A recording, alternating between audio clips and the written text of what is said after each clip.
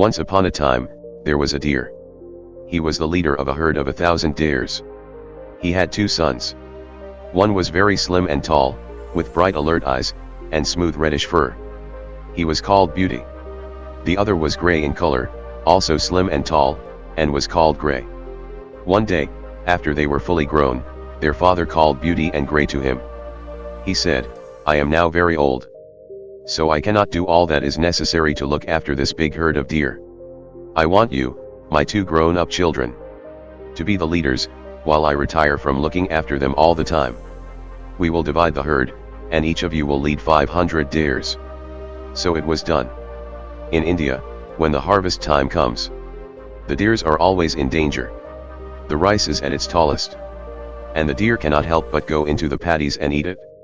To avoid the destruction of their crops, the humans dig pits, set sharp stakes in the ground, and build stone traps, all to capture and kill the deers. Knowing this was the season, the wise old deer called the 2 new leaders to him. He advised them to take the herds up into the mountain forest, far away from the dangerous farmlands. This was how he had always saved the deers from being wounded or killed. After the harvesting season was over, he would bring them back to the lowlands.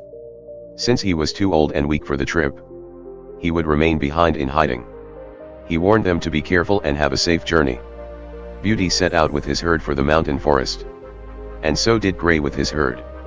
The villagers all along the way knew that this was the time the deers moved from the low-lying farmlands to the high countryside. So they hid along the way, and killed the deers as they passed by. Gray did not pay attention to his father's wise advice.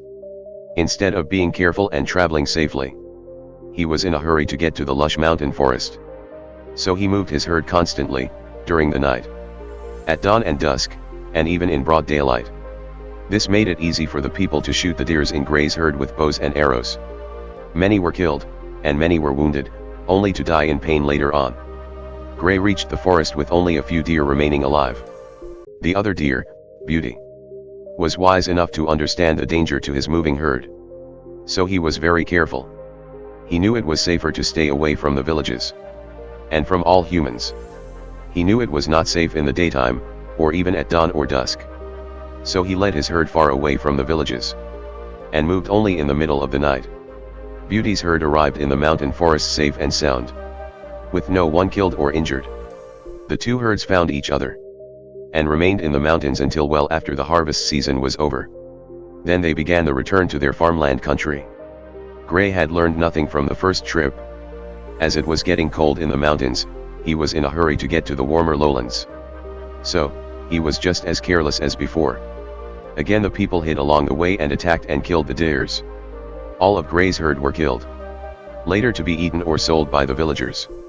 Gray himself was the only one who survived the journey. Beauty led his herd in the same careful way as before. He brought back all 500 deer, completely safe. While the deer were still in the distance, the old deer chief said to his wife, "Look at the deer coming back to us. Beauty has all his followers with him. But Gray comes limping back alone, without his whole herd of 500. Those who follow a wise leader, with good qualities, will always be safe. Those who follow a foolish leader, who is careless and thinks only of himself, will fall into trouble and be destroyed." After some time, the old deer died. Beauty became chief of the herd and lived a long life, loved and admired by all. Thank you.